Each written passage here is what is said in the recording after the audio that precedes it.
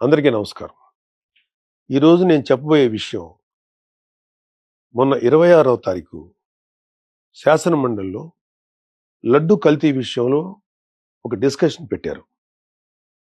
దురదృష్టం కొద్దీ వైసీపీ వాళ్ళు సభని సజావుగా జరగనివ్వకుండా డిస్కషన్ అర్ధంతరంగా ఆపేయడం జరిగింది. ఇప్పుడు మళ్ళీ అక్కడ మాట్లాడటానికి నాకు అవకాశం లేదు. కానీ ఒక మంచి విషయాన్ని ప్రజల్లోకి తీసుకెళ్లాల్సిన బాధ్యత నాకు ఉందని చెప్పి ఈరోజు మీ ముందుకు వచ్చి ఆ రోజు నేను మాట్లాడదాం అనుకున్న విషయాన్ని మీ ముందు పెట్టాల్సిన బాధ్యత నాకుంది. శాసన మండలి అధ్యక్షుల వారిని సంబోధిస్తూ అధ్యక్ష అంటూ ఈ మాటలను మాట్లాడాల్సింది కుదరలేదు. అది మీతో షేర్ చేసుకోవాలని అనిపించి ఈరోజు ఈ వీడియో చేస్తున్నాను. ఈ వీడియో చేయటంలో ఎవరిని హర్ట్ చేయాలని కానీ ఎవరిని బాధ పెట్టడం కానీ నా ఉద్దేశం లేదు. ఒకవేళ ఎవరైనా సరే ఏదైనా మీ మనసులో గాయపడితేనో లేకపోతే మీ మనసులో బాధపడితేనో నన్ను క్షమించండి. ఇప్పుడు వీడియోలోకి వెళ్దాం. లడ్డు కల్తీ జరిగిందా? నెయ్యి కల్తీ జరిగిందా? దర్శనం టికెట్ ద్వారా డబ్బులు దోచుకున్నారా? ఇంకా ఇతర మార్గాల ద్వారా ఆ దేవదేవుడి సొమ్ములు అపహరించారా? ఇవేవి మాట్లాడటానికి నేను రాలేదు. జరగకూడని అపచారం జరిగిపోయింది. అది హిందూ ప్రజల గుండెల్లోకి వెళ్ళిపోయింది. దాని గురించి కూడా మాట్లాడటానికి నేను రాలేదు. కర్మ గురించి కొన్ని మాటలు మాట్లాడాలనిపించింది. భారతదేశం కర్మభూమి.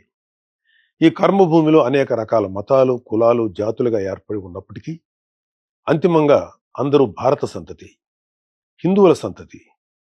మనమంతా హిందూ మత మూలాల నుంచి వచ్చిన వారమే. అనేక కారణాల వల్ల రకరకాల మతాలను స్వీకరిస్తున్నప్పటికీ మనందరి నరనరానా జీర్ణించుకున్నది హిందూ ధర్మం మాత్రమే. ఏ మతస్థుడైనా ఏ వ్యక్తులైనా కర్మ సిద్ధాంతానికి కట్టుబడి ఉండాల్సిందే. For every action there is an equal and opposite reaction అని న్యూటన్స్ లా చెప్పినట్టు కర్మ సిద్ధాంతం ఆధ్యాత్మిక భావన మాత్రమే కాదు, ఇది సైన్స్ కూడా. ఏ గింజ నాటితే ఆ పండే కోస్తాం. విత్తనాలు వృక్షాలుగా ఎదుగుతాయి అనేది సైన్స్ అయితే కర్మ కూడా సైన్సే. కాదు అందులో దైవత్వం దాగి ఉంది అంటే కర్మ కూడా దైవత్వమే. కర్మ సిద్ధాంతానికి విశ్వవ్యాప్తంగా అనేక మంది ఏదో ఒక విధమైన డెఫినేషన్ ఇచ్చిన వారే. మంచి పనులు చేస్తే కుటుంబానికి, మనకి, పిల్లలకి కూడా మంచిది, మంచి జరుగుతుంది. తప్పు చేస్తే పిల్లలకి, కుటుంబానికి, మనకు కూడా మంచిది కాదు. Karma has no menu. You get served what you deserve. Eventually everybody will have to face the karma whether it is good or bad. దైవద్రోహం చేయటం అన్నిటికన్నా చెడు కర్మ. ఒకవేళ దేవుడితో పెట్టుకుంటే దేవుడైనా క్షమిస్తాడేమో కానీ కర్మ మాత్రం ఎవరినీ క్షమించదు. కర్మ అనేది కంటికి కనిపించిన ఒక శక్తి. Even God has to face it. భగవంతుడు కూడా మానవ జన్మెత్తితే కర్మను అనుభవించాల్సిందే. కురుక్షేత్ర సంగ్రామంలో ధర్మాన్ని పరిరక్షించడానికి శ్రీకృష్ణుడు వేసిన కొన్ని వ్యూహాలు, తద్వారా గాంధారి శాపాన్ని తన కర్మగా స్వీకరించిన భగవానుడైన శ్రీకృష్ణుడు కూడా కర్మను అనుభవించక తప్పలేదు. కర్మ ఎవరైనా సరే అనుభవించాలి అని చెప్పడానికి ఇదొక ఉదాహరణ. దైవాంశ సంభూతిని అనిపించుకున్న గొప్ప గొప్ప వారు కూడా ఏదో కర్మ చేస్తారు, దానికి తగ్గ ప్రతిఫలం అనుభవిస్తారు. ఒక ఇంటి యజమాని చేసే మంచి చెడుల ప్రతిఫలం కర్మ రూపంలో ఆ ఇంటి మొత్తానికి వస్తుంది. ఒక గ్రామాన్ని, ఒక రాష్ట్రాన్ని, ఒక దేశాన్ని నడిపించే నాయకుడైనా సరే అతను చేసే మంచితో పాటు చెడులో కూడా కర్మ ప్రతిఫలం అందరూ అనుభవించాల్సిందే. వైసీపీకి ఓటు వేసిన పాపానికి అమాయక ప్రజలు కూడా కొంతకాలం పాటు కర్మ ప్రతిఫలాన్ని అనుభవించారు.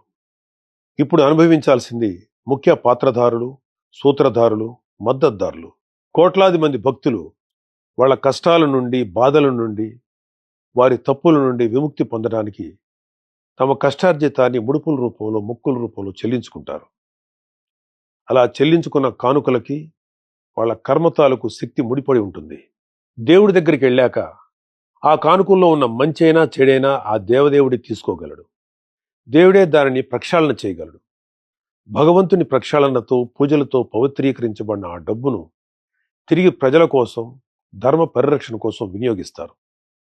వెంకటేశ్వర స్వామి డబ్బును కల్తీ లడ్డు రూపంలో, కల్తీ నెయ్యి రూపంలో, టికెట్ రూపంలో, ఏ రూపంలో తిన్నా ఆ కర్మను తీసుకోవాల్సిందే. దాని ఫలితాన్ని అనుభవించాల్సిందే. ఆ దేవదేవుడు రాగద్వేషాలకు అతీతంగా ఉంటాడు. కానీ కర్మకు అవేమీ ఉండవు. తిరిగి ఇస్తుంది, తప్పకుండా ఇచ్చేస్తుంది. Because it is science.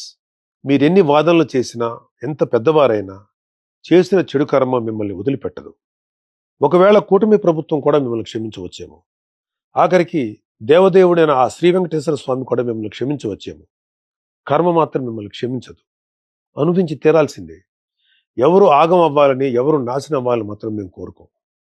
కానీ కర్మ ఎవరిని వదలదని మాత్రం సూటిగా చెప్తున్నాం. కర్మ క్యాన్సర్ కన్నా భయంకరమైనది. క్యాన్సర్కి చికిత్స ఉందేమో, కానీ కర్మకు చికిత్స లేదు. క్షమించమని ఆ స్వామి వారిని కోరుకోవడం ఒక్కటే మీరు చేసే పాపానికి ప్రాయశ్చిత్తం. ఇప్పటికైనా చేసిన తప్పుకు క్షమాపణలతో పాప ప్రాయశ్చిత్తం చేసుకోవాలని లడ్డు కల్తీ స్కామ్ భాగస్వాములకు, పాత్రధారులకు, సూత్రధారులకు, మద్దతుదారులకు సూచిస్తున్నాం. మీరు చేసిన పాపాలు మీ కుటుంబ సభ్యులకు అంటుకోకుండా మీ వరకే పరిమితం అవ్వాలని ప్రార్థిస్తున్నాం. మీ కర్మకు మిమ్మల్ని వదిలేస్తున్నాం. చివరిగా ఒక మాట చెప్పి ముగిస్తాను. ధర్మరాజు చేసిన రాజసూయ యాగంలో శ్రీకృష్ణుడికి అగ్రతాంబూలం ఇవ్వటానికి నిశ్చయించబడింది. కృష్ణుడికి అగ్రతాంబూలం ఇవ్వటానికి ఇష్టం లేని శిశుపాలుడు లాంటి దుర్మార్గుడు, పాపాత్ముడు అనేక పాపాలు చేశాడు. అనేకమైన మాటలు అగ్రతాంబూలం తీసుకుంటున్న శ్రీకృష్ణుడి మీద సంధించాడు. చాలా చెడ్డగా మాట్లాడాడు. శ్రీకృష్ణ భగవానుడు వెంటనే కోపించుకోలేదు, ఆవేశపడలేదు. కానీ అతనికి కొంత అవకాశం ఇచ్చాడు. ఆయన ఎదురుగా ఉన్న పళ్ళెంలో వక్కలున్నాయి. అతను మాట్లాడే ప్రతి చెడు మాటకి, ప్రతి చెడు చేతకి ఒక్కొక్క ఒక్క చొప్పున లెక్క పెడుతూ ఉన్నాడు. 100 వక్కలు లెక్కెట్టాక శ్రీకృష్ణ భగవానుడి చేతిలో ఉన్నటువంటి సుదర్శన చక్రం ఆ శిశుపాలుడి కంఠాన్ని ఖండిస్తుంది. ఈ సీన్ని శ్రీకృష్ణ పాండవీయం అనే చిత్రంలో దివంగత నందమూరి తారక రామారావు గారు, మాజీ ముఖ్యమంత్రి, మహానుభావుడు శ్రీకృష్ణుడు పాత్ర వేసినప్పుడు మన కళ్ళకు కట్టినట్టు చూపించారు. హైందవ ధర్మాన్ని ఆచరించే ఉత్తముడు, నా స్నేహితుడు తనికెళ్ల భరణి గారు ఈ లడ్డు కల్తీ విషయం తెలిసిన తర్వాత బాధతోటి, ఒక రకమైన వ్యంగ్యంతో ఒక కవిత లాంటిది చెప్పారు. దానికి ఒక పేరు పెట్టారు ఆయన, బొక్కలు లెక్కెట్టేశాను జాగ్రత్త అని. ఎందుకో అది కూడా మీకు చదివి వినిపించాలని నాకు అనిపించింది. ఈ కవితని శ్రీ వెంకటేశ్వర స్వామి పాయింట్ ఆఫ్ వ్యూలో ఆయన చెప్పడం జరిగింది. కల్తీ లడ్డుని కళ్ళకద్దుకొని నోట్లో వేసుకున్నాను. వెంకటేశ్వరుడి గొంతులో వెలక్కాయ పడింది, పచ్చి వెలక్కాయ పడింది. నేను కేశవుణ్ణా, శివుణ్ణా?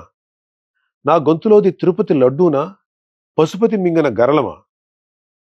వడ్డీ కాసుల వాడికే లాస్ చూపించిన ఆ జగన్నాటక సూత్రధారి నువ్వేనన్నమాట. 7 కొండలను ముట్టుకుంటే ఎవరినైనా వేసుకెళ్ళిపోతుంది రోయ్. నా చక్రం ఫ్యాను కన్నా స్పీడుగా చంద్ర ప్రచండ పవనంలా తిరుగుతూ మీలాంటి శిశుపాలకుల కంఠాల్ని కత్తిరిస్తుంది. 100 తప్పులు చేసేశారు, ఇక క్షమించే ప్రసక్తి లేదు. ఒక్కలు లెక్కెట్టేశాను, వస్తున్నా కబడ్దార్. గోవిందా గోవిందా.